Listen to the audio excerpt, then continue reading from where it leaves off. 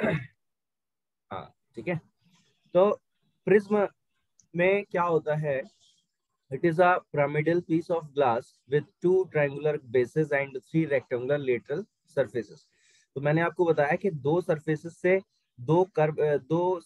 से मिलके भी दो प्लेन सरफेसेस, एक्चुअल में क्या है कि अब surface covered by two plane surfaces. ये देखो यहाँ पे सॉरी सरफेस नहीं आएगा, ये क्या है, मान लो एक मीडियम आ गया, ये मीडियम है।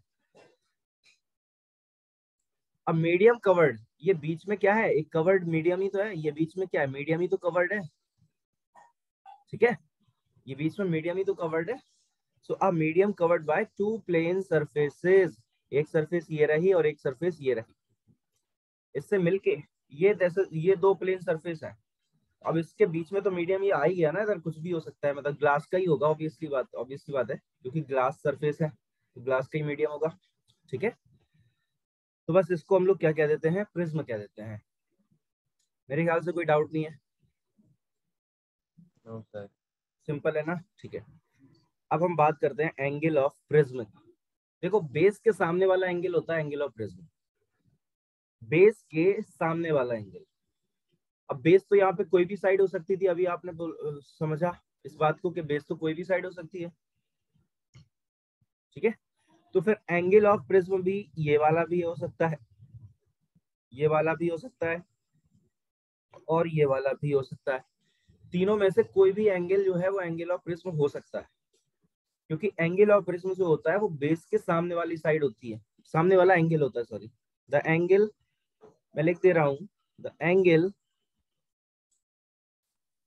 In front of base, in front of base. ठीक है, तो एंगल ऑफ प्रिज्म क्या हो जाएगा, तो angle in front of base, base के सामने वाला एंगल।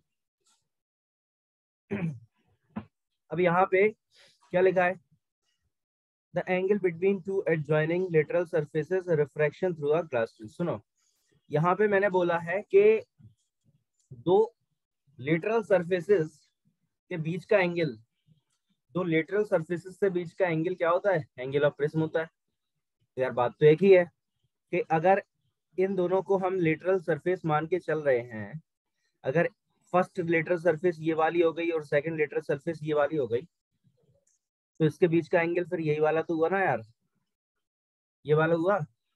ठीक है, तो मैंने भी तो वही बोला, बात तो मेरी भी वही है कि ये बेस है, ये वाला बेस है, तो बेस के सामने वाला एंगल कौन सा है, यही वाला तो है।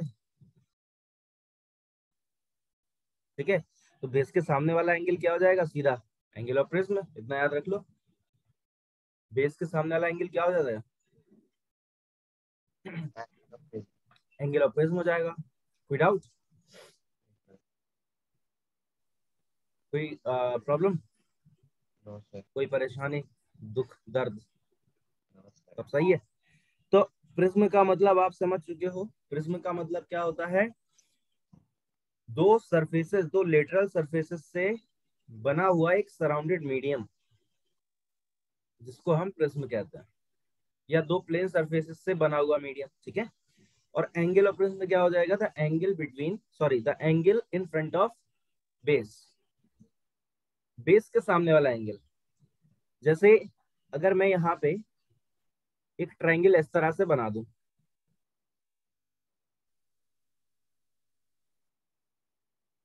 ठीक है, और इस ट्रायंगल में मैं बोलूं कि ये हमारा है बी, ये है सी, और ये है ए। अब मुझे बता एंगल ऑफ प्रिज्म कौन सा है,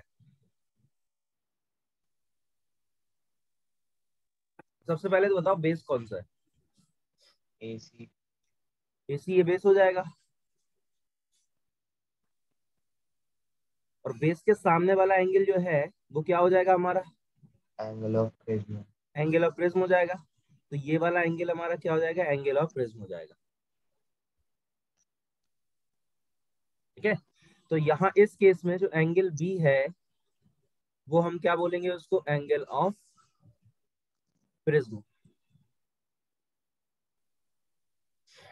ठीक है, यस सर। अब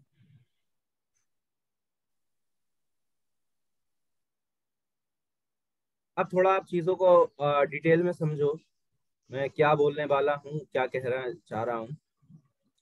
जैसे अब अगर हम इस डायग्राम को देखें, तो इस डायग्राम में आप देखो कि यहाँ पे क्या हो रहा है कि एक लाइट इंसिडेंट हो रही है, ठीक है। यहाँ इस डायग्राम में ये वाली लाइट जो है वो क्या हो रही है, इंसिडेंट हुई, देखो इस तरह से ये लाइट इंसिडेंट हुई। तो इस लाइट का नाम क्या हो जाएगा? Incident ray. ऑब्वियसली।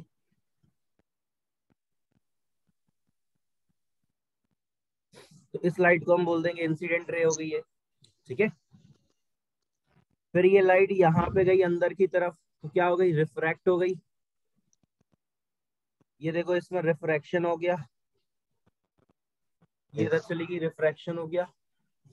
और फिर लास्ट में ये वाली लाइट बाहर निकल गई, इस तरह से ये बाहर निकल गई है। तो जो बाहर निकली है लाइट को, इसको हम क्या बोलेंगे? इमर्जेंट रे। Very good. इसको कहते हैं इमरजेंट रे, ठीक है। ये रेड वाली है, इसको कहते हैं इंसिडेंट रे।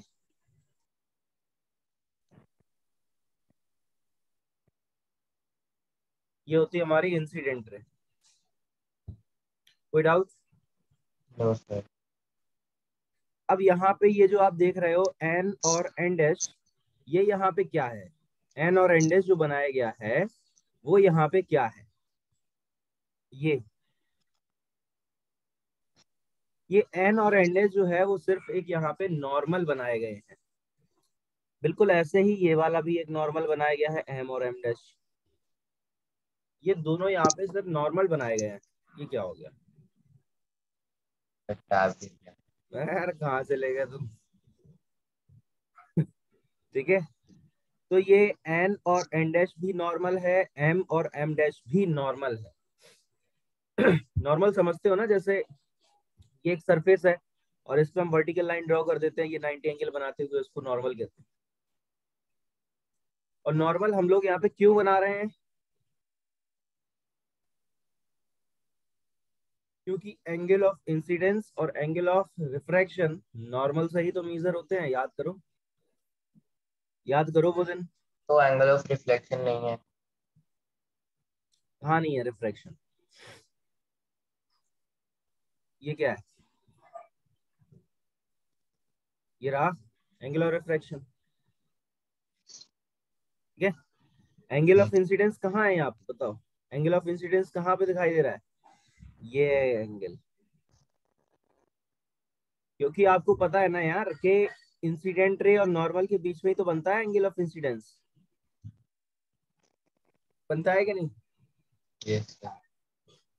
तो यहाँ पे इंसिडेंट रे तो ये वाली हो गई और नॉर्मल ये हो गया, तो इनके बीच का एंगल ही तो बनेगा एंगल ऑफ इंसिडेंस, आई। बनेगा, यस। ठीक है।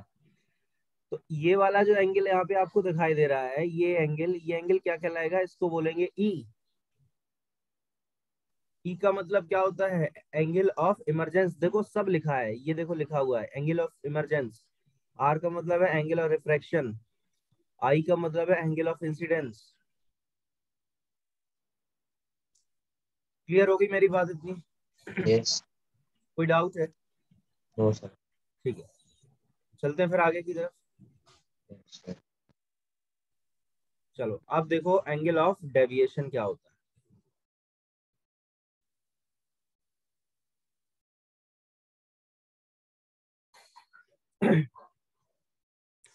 It is the angle between incident ray and emergent ray. इसको मैं पिछले वाले स्लाइड से ही आपको एक्सप्लेन करूंगा, क्योंकि उसी से आपको ज्यादा अच्छे से समझ आएगा। ये है जैसे, ठीक है। इसमें हमको जैसे एक्सप्लेन करना है एंगल ऑफ डेविएशन को। हमारा टॉपिक क्या हो गया?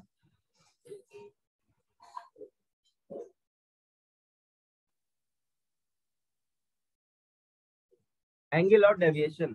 डेविएशन का मतलब क्या होता है? डेविएशन का मतलब सिंपल सा होता है कि लाइट कितना डेविएट हो गई। मतलब लाइट किस तरह से आई थी, जैसे लाइट मान लो ऐसे आ रही, ये लाइट आ रही, ठीक है, और एट लास्ट ये लाइट ऐसे चली जाए, तो तभी तो पता मतलब तब कह पाएंगे ना हम कि वो डेविएट होगी, उसमें डेविएशन आ गया, मतलब वो अपने पाथ से भटक गई। जो उसका पाथ था वो उसने चेंज कर दिया। पाथ को चेंज करना ही डेविएशन होता है। मेरी बात को समझो, क्लियर हो रही बात? यस। मतलब लाइट ऐसे आ रही थी, ये लाइट आ रही है ऐसे, ये आ रही लाइट, और ये लाइट अचानक से ऐसे जाने लगी, तो ये डेविएशन ही तो हो गया। इसमें क्या हो गया? इसमें क्या हुआ? ये डेविएशन ही तो हुआ। यस। बताओ। ठीक है, तो डेविएशन, एंगल ऑफ डेविएशन हमें निकालना है अगर, तो कैसे निकालेंगे? सुनो मेरी बात, बहुत ही सिंपल है, बिल्कुल आसान है।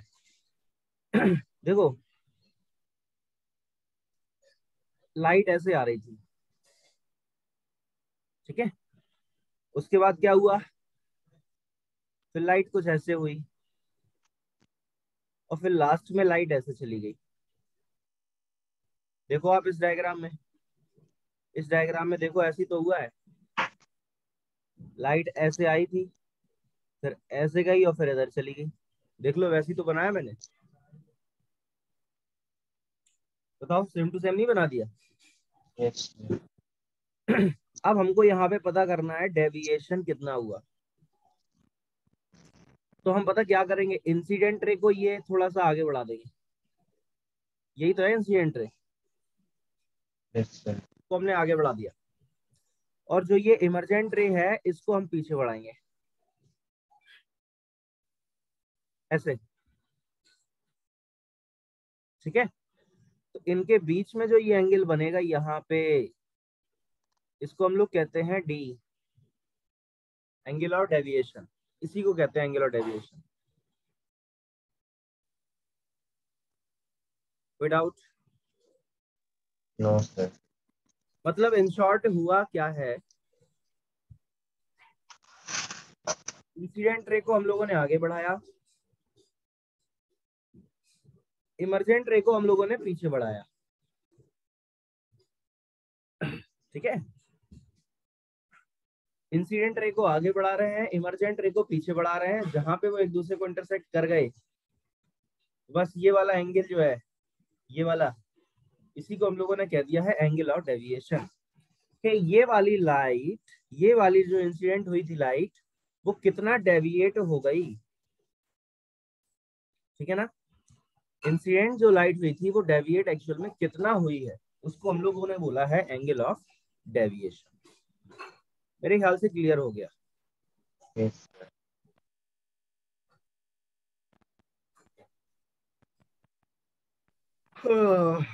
चलो ठीक है, अच्छी बात है।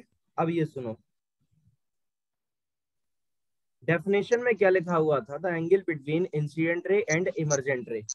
तो ये इंसिडेंट रे और इमरजेंट रे के बीच का ही तो एंगल है। इंसिडेंट रे को आपने आगे बढ़ाया था, इमरजेंट रे को आपने पीछे बढ़ाया था, ये कटे थे एक दूसरे से, ये एंगल यहाँ पे बन गया था क्या? Angle of deviation. ऐसे ही तो हुआ था। यस। ठीक है, अब यहाँ पे ये भाई क्या चल रहा है, ये क्या सिचुएशन है? तो देखो क्या है ये, इसको हम लोग कहते हैं डिस्पर्जन, इसको हम लोग बोलते हैं डिस्पर्जन ऑफ लाइट। ये होता है हमारा डिस्पर्जन ऑफ लाइट, ठीक है। तो कैसे लिख सकते हैं इसको, मैं यहाँ पे लिख दे रहा हूँ।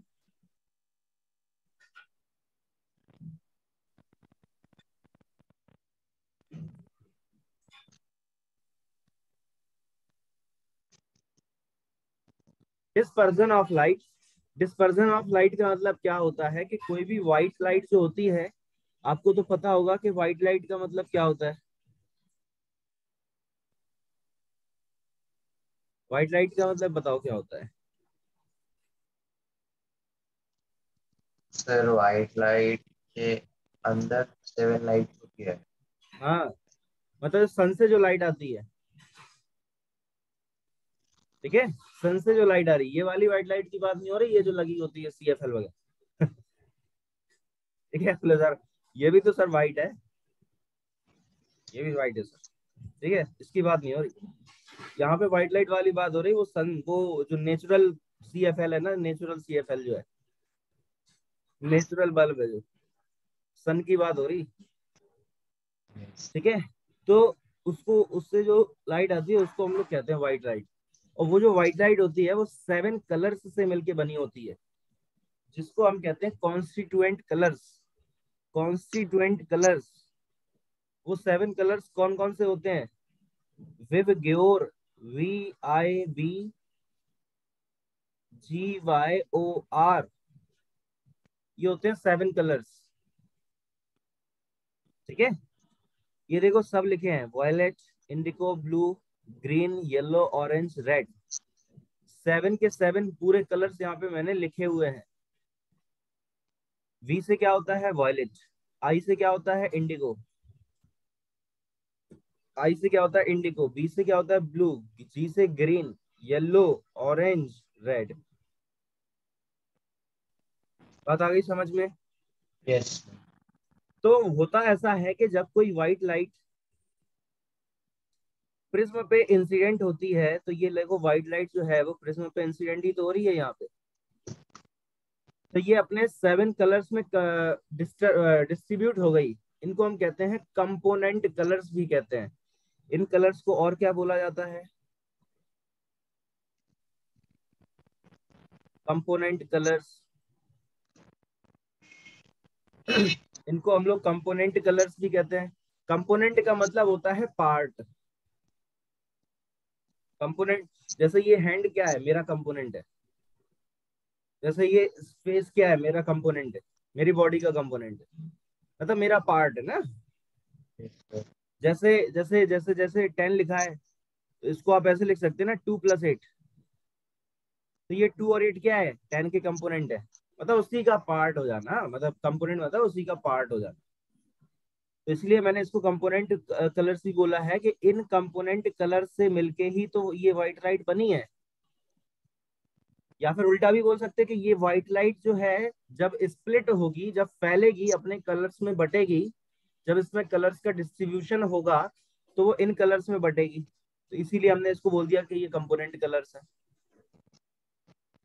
जैसे 10 को हम लोगों ने बांटा तो वो 2 और 8 में बट गया, डिस्ट्रीब्यूट हो गया।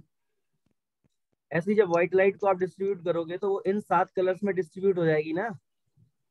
Yes. तो इसलिए हमने इन 7 कलर्स को क्या बोल दिया है? कंपोनेंट कलर्स बोल दिया। कोई doubt?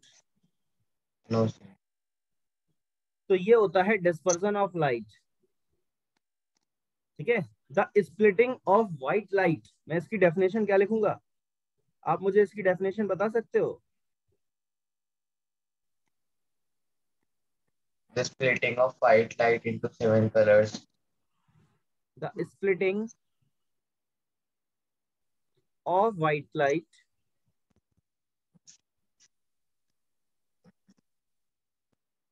into its component colors ना। Yes.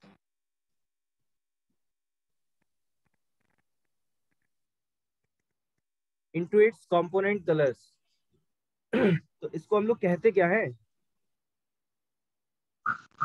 क्या है ये? Dispersion. डिस्पर्जन। ये मेरे ख्याल से आपको शो नहीं हो रहा होगा। दिख रही है? Yes, sir. नहीं, आपको फोटो यहाँ पे ही दिखाई दे रही होगी ना, किनारे पे। Yes. तो फोटो के अंदर आ गया होगा फिर तो ये। सर नहीं, वो नीचे है उसके अच्छा सर। चलो ठीक है, ठीक है, ओके ओके। तो इसको हम लोग कहते हैं डिस्पर्जन ऑफ लाइट। तो यहाँ पे मेरे ख्याल से बेटा ये आपको क्लियर हो गया होगा। पूरा डेफिनेशन देखो क्या लिखा है। When white light is pass through a glass prism, ये व्हाइट लाइट जो है वो एक ग्लास प्रिज्म से पास हो रही है।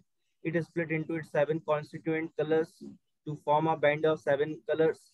This phenomena is known as a dispersion.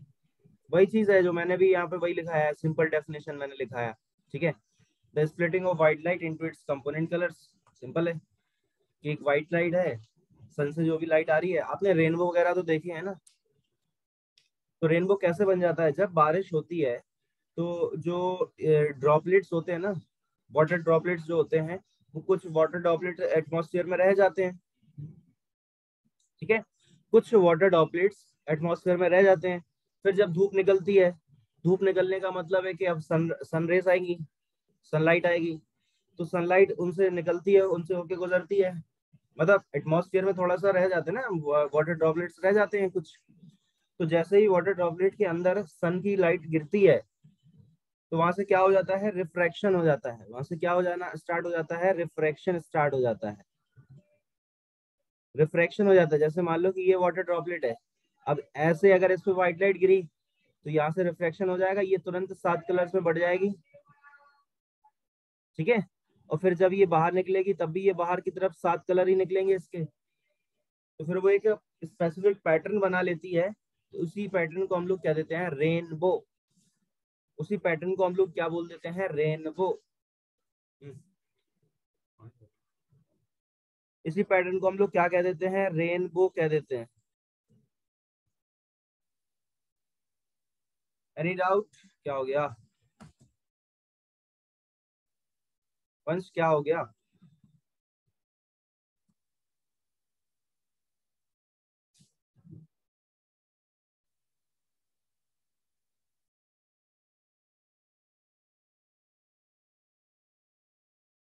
तो अभी जैसे आप, अभी क्लास, अभी आपका लीव हो गया था ना क्लास,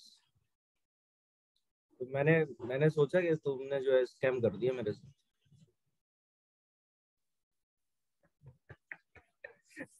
मैंने कहा यार बिना बताए चला गया, ये क्या हो गया इसको, मैंने स्कैम हो गया, स्कैम हो गया भाई साहब, स्कैम हो गया। तो ये क्लियर हो गई बात। Yes sir. Dispersion of light, ठीक है। अब हम लोग बात कर लेते हैं स्पेक्ट्रम के बारे में। स्पेक्ट्रम क्या होता है? देखो, आपको कैसे पता कि ये रेड कलर है?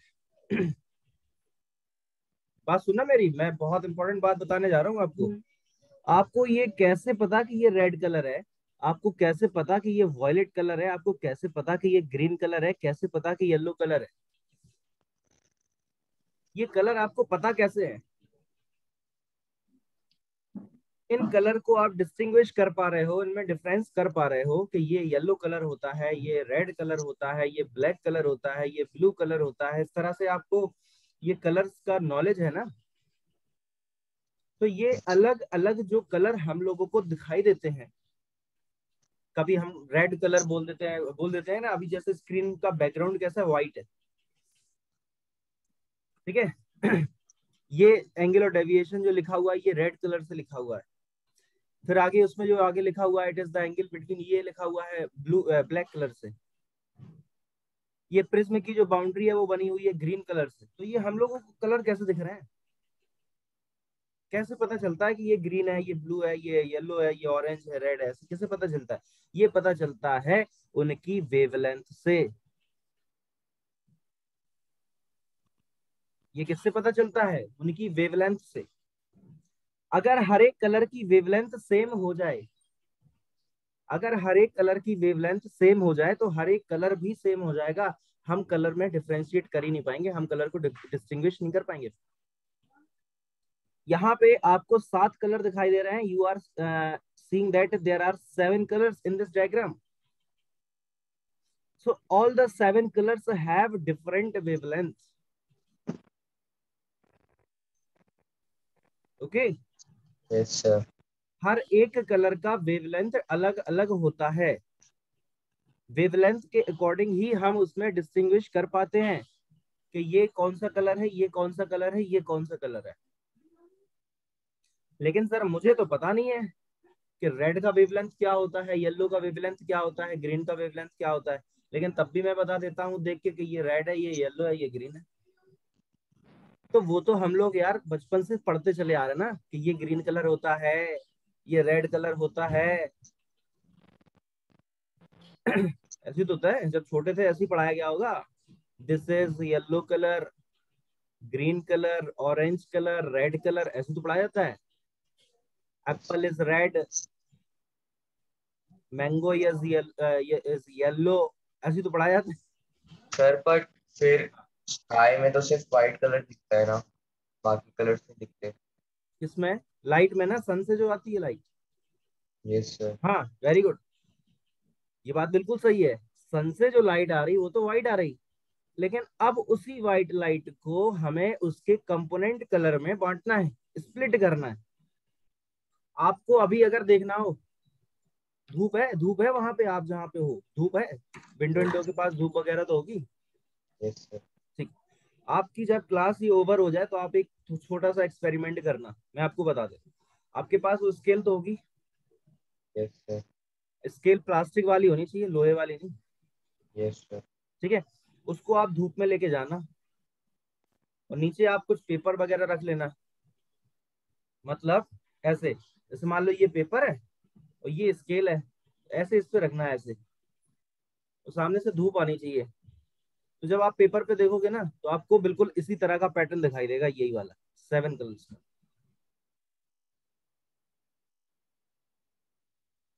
ठीक है, यस सर। अब ये पैटर्न क्यों दिखाई देगा? सर स्केल थोड़ी ना प्रिज्म होती है, स्केल थोड़ी प्रिज्म है, उससे क्यों दिखाई दे रहा? आपने उस पर एक चीज गौर करी क्या? स्केल के पास थिकनेस होती है, होती है। यस। स्केल के पास क्या होती है? थिकनेस होती है। इसीलिए वो इस तरह का पैटर्न हमको दे देगा, क्योंकि इमर्ज लाइट इमरजेंट होनी चाहिए ना। और हालांकि यार देखो, थिकनेस हो भी ना तब भी चलेगा। यहाँ से देखो, सिर्फ यहाँ पहला रिफ्रैक्शन हुआ, यहाँ से ही तो पहला रिफ्रैक्शन हुआ। अरे यार मैं थोड़ा इसको साफ कर देता हूँ, एक मिनट रुको। ये लाइट इंसिडेंट हुई,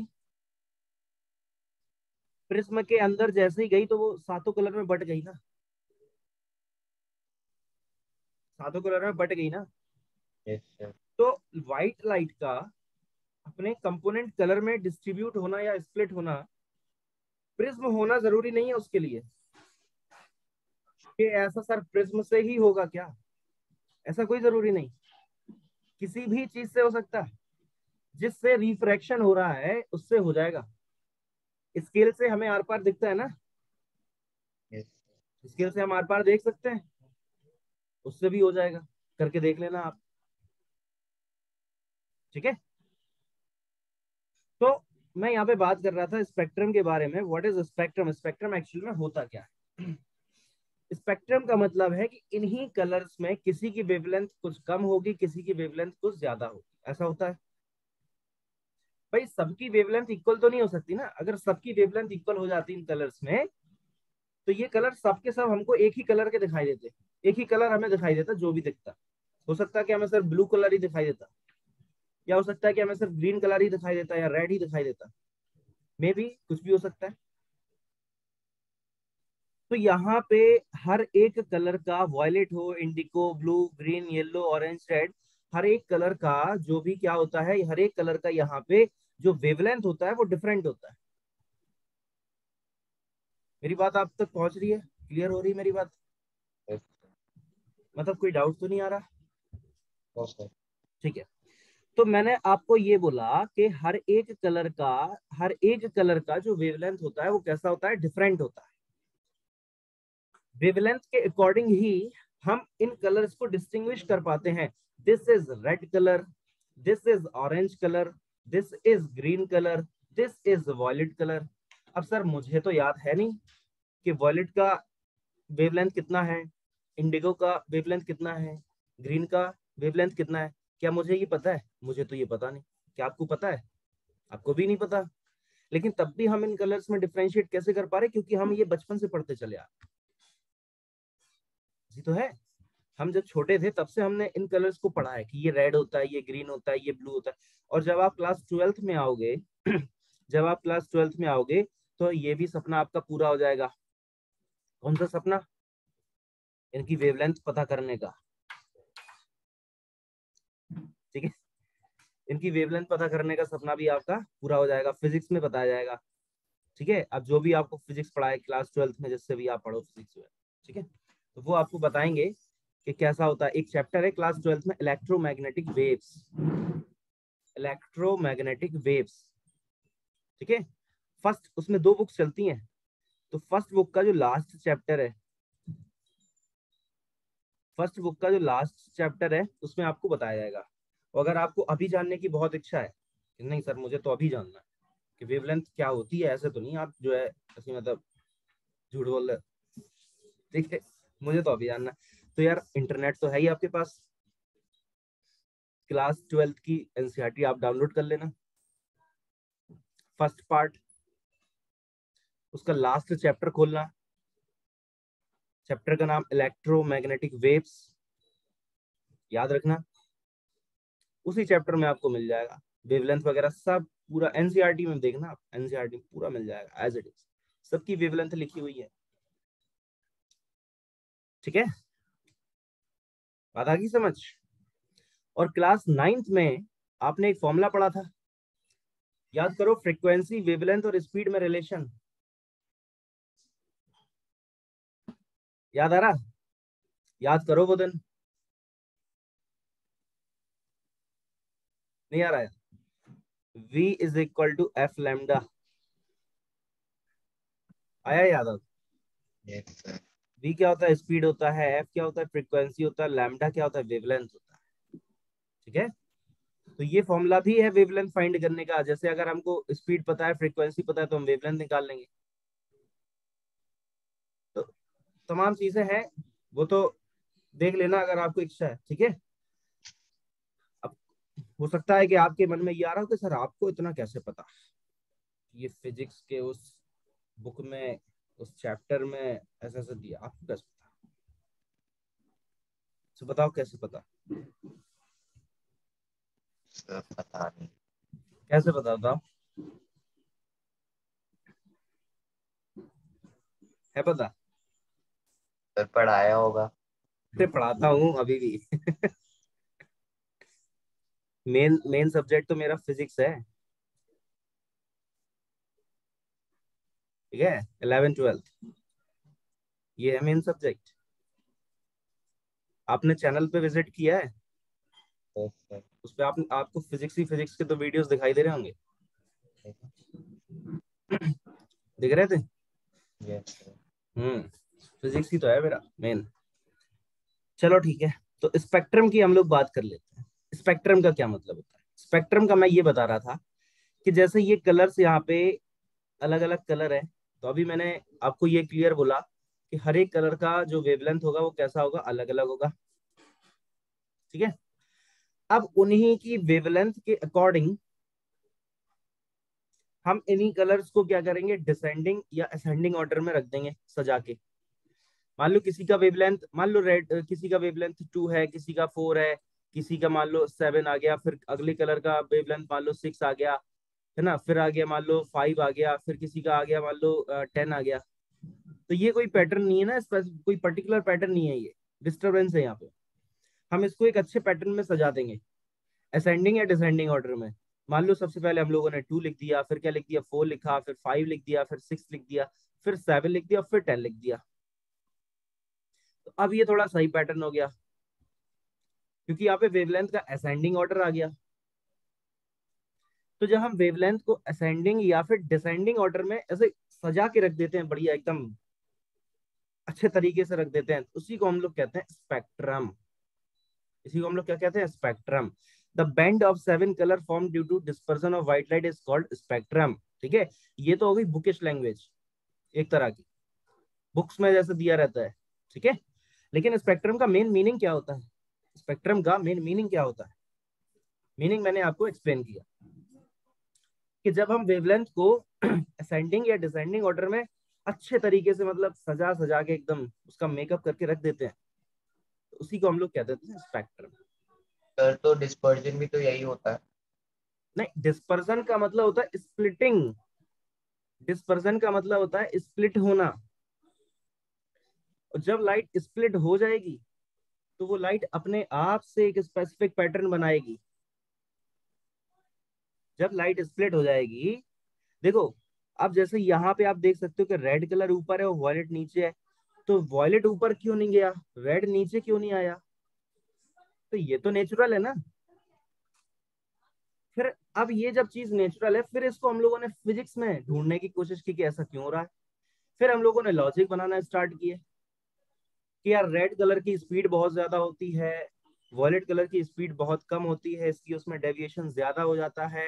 रेड कलर की स्पीड बहुत ज्यादा होती है, इसलिए वो डेविएट कम हो पाता है। इस तरह के फिर हम लोगों ने लॉजिक फिर हम लोगों ने वेवलेंथ का पैटर्न देखा। ये आप देखो, ये क्या लिखा हुआ है, angular deviation is inversely proportional to wavelength, यानी angular deviation means delta, sorry D, और इनवर्सली प्रोपोर्शनल टू वेवलेंथ क्या है, यानी जिसकी वेवलेंथ ज्यादा उसका डेविएशन कम।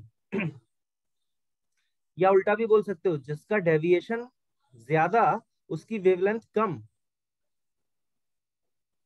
तो यहाँ डेविएशन सबसे ज्यादा किसका हुआ, वॉयलेट कलर का। yes, तो वॉयलेट कलर का डेविएशन अगर सबसे ज्यादा है तो उसकी वेवलेंथ कैसी है, सबसे कम। तो ये भी हम लोगों ने पता लगा लिया। इस तरह से चलता है, ठीक है। yes, स्पेक्ट्रम का मतलब होता है एक स्पेसिफिक पैटर्न, ठीक है। और डिस्पर्सन का मतलब होता है ओनली लाइट का स्प्लिट होना। मेरी बात आपको समझ आ रही है। yes, डिस्पर्सन का मतलब होता है लाइट का स्प्लिट होना, और स्पेक्ट्रम का मतलब होता है लाइट का एक स्पेसिफिक पैटर्न को फॉलो करना। मतलब असेंडिंग ऑर्डर हो वेवलेंथ का, या फिर डिसेंडिंग ऑर्डर हो वेवलेंथ, ठीक है। Any problem? yes, मेरे ख्याल से कोई डाउट नहीं होगा। no, बहुत अच्छे तरीके से समझ आ रहा है कि नहीं आ रहा yes, है? Okay, very good.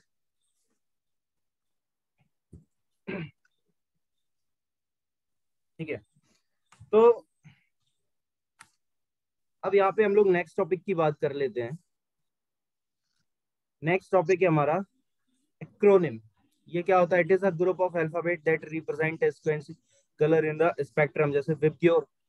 अब इसको यार हम लोगों ने शॉर्ट में बोल दिया ना, विबग्योर शॉर्ट में बोल दिया, V I V G Y O R. V means violet, I means indigo, B means blue, G means green, yellow, orange, red. तो ये एक मतलब एक याद करने के लिए यार, बस इतना समझ लो। शॉर्ट फॉर्म हम लोग ट्रिक नहीं बना लेते। ट्रिक्स जैसे हम लोग बना लेते हैं। जैसे अच्छा मुझे बताओ कि कॉन्वेक्स लेंस का फोकल लेंथ कैसा होता है, बताइए जरा। positive, बहुत बढ़िया, कैसे पता? x plus होता है, देखो अभी याद है, ट्रिक से याद हो जाता है। तो बस वैसे ही ट्रिक हम लोगों ने यहाँ पे एक पैटर्न बना लिया कि हर एक कलर का फर्स्ट फर्स्ट लेटर ले लिया हम लोगों ने। वॉलेट का वी ले लिया, इंडिगो का आई ले लिया, ब्लू का बी ले लिया, ग्रीन का जी ले लिया, येलो का वाई, ऑरेंज का ओ और रेड का आर। तो बस इसको हम लोगों ने मिला के एक वर्ड बना दिया। हालांकि ये कोई वर्ड नहीं है, डिक्शनरी में आपको नहीं मिलेगा ऐसा कोई वर्ड कि आप पूछो सर विबग्योर का हिंदी मीनिंग क्या होता है, तो उसका कोई हिंदी मीनिंग नहीं है, ठीक है। डिक्शनरी ढूंढ ले बैठ के, विबग्योर का हिंदी मीनिंग क्या होता है, गूगल पे डाल दिया what is the Hindi meaning of VIBGYOR. Hindi Hindi meaning नहीं होता इसका कुछ। ये तो बस एक ट्रिक है, एक पैटर्न है, ठीक है। तो बस यही होता है, और इस फॉर्मूले को आपको याद ही रखना है कि एंगुलर डेविएशन जो होता है वो वेवलेंथ के इनवर्सली प्रोपोर्शनल होता है। एंगुलर डेविएशन जो होता है कैपिटल डी, या देखो यहाँ पे जैसे स्मॉल डी है तो स्मॉल डी भी चलेगा, डी होता है मतलब मेनली। और जब आप क्लास 12th में आओगे तो फिर नया सिंबल ही मिलेगा आपको, डेल्टा। ये क्या होता है, इसको क्या कहते हैं, theta, डेल्टा। एंगुलर डेविएशन को डेल्टा से शो किया जाएगा क्लास 12th में, ठीक है।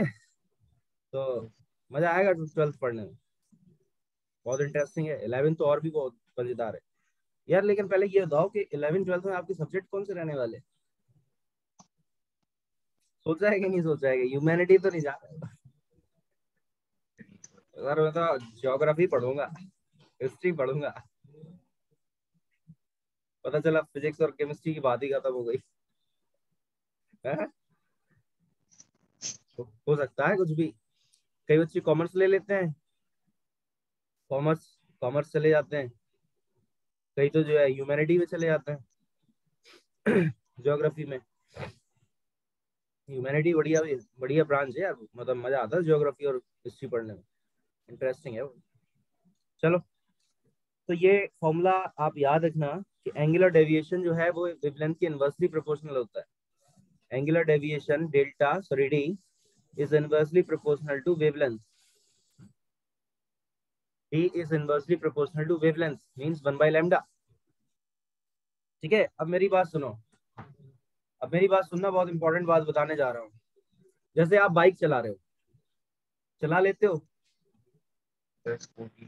ठीक है, आप बाइक चला रहे हो और बाइक की स्पीड है बहुत ज्यादा, बहुत ही ज्यादा, मतलब क्या ही बता दूं मैं, बहुत ज्यादा है और अचानक से ऐसे टर्न आ गया एक,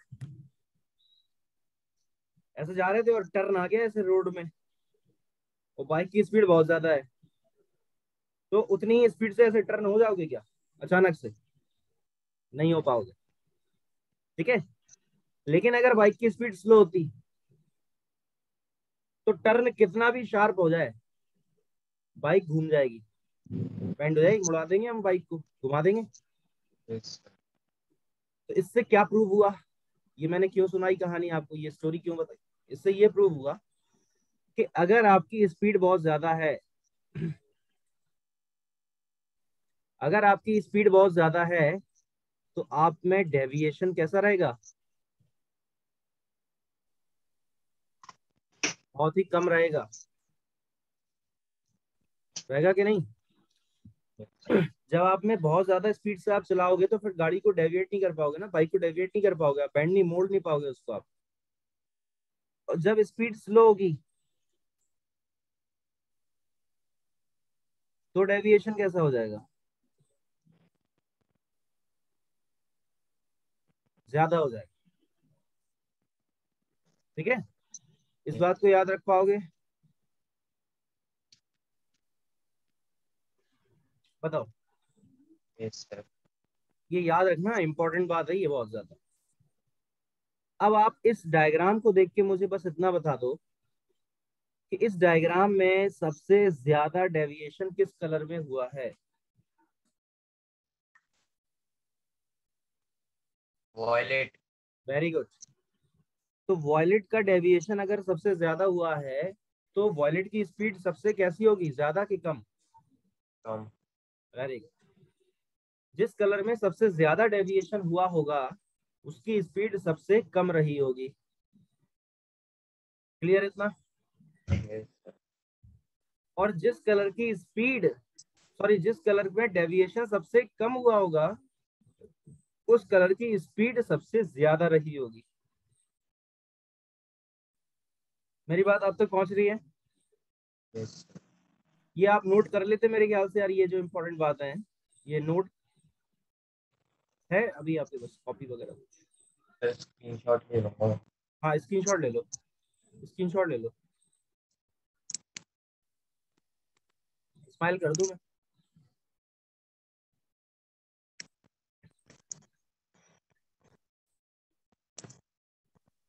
स्क्रीनशॉट में मेरी भी तो फोटो आएगी। हो गया। तो क्या, चलो ठीक है। क्लियर हो गई मेरी बात इतनी आपको? Yes sir. ठीक है। तो अभी मैं इसमें जरा ये देख लेता हूँ कि अभी हमारी कितने स्लाइड्स और बाकी हैं।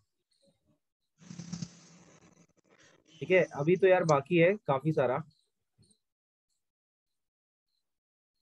अभी तो बहुत सारा बाकी है ठीक है।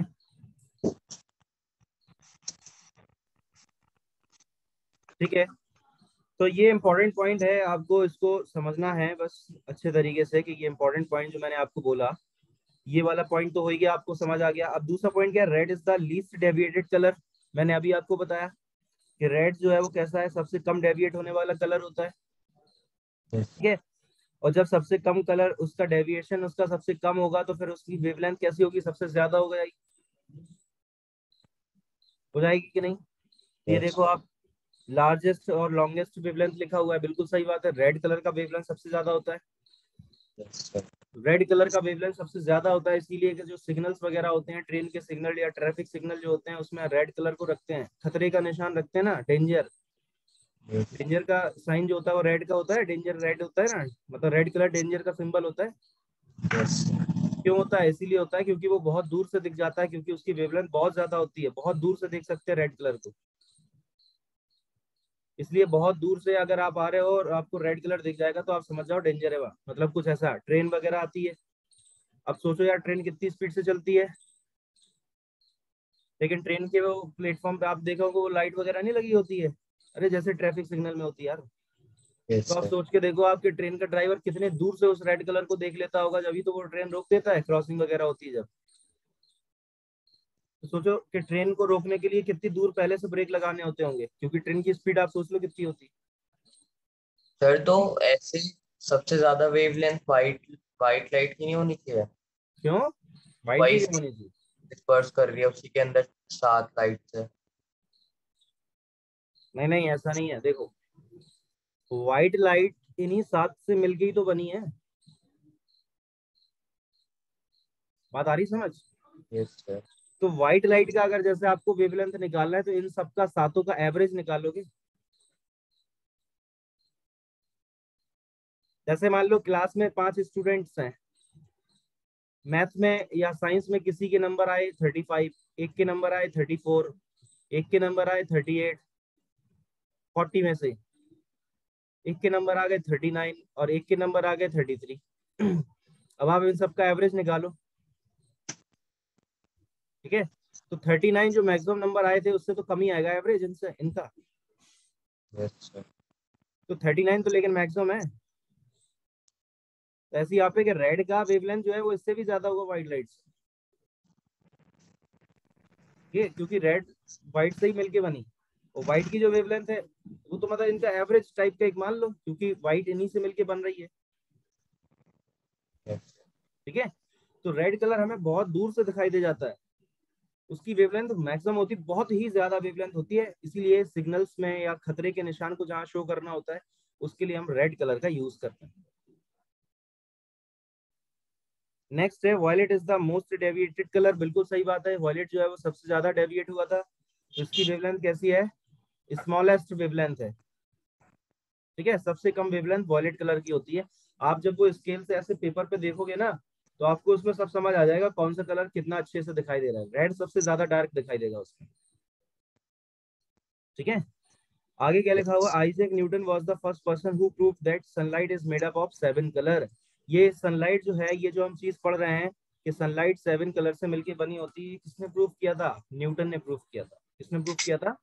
ये चीज न्यूटन ने प्रूव की थी। क्लियर होगी मेरी बात?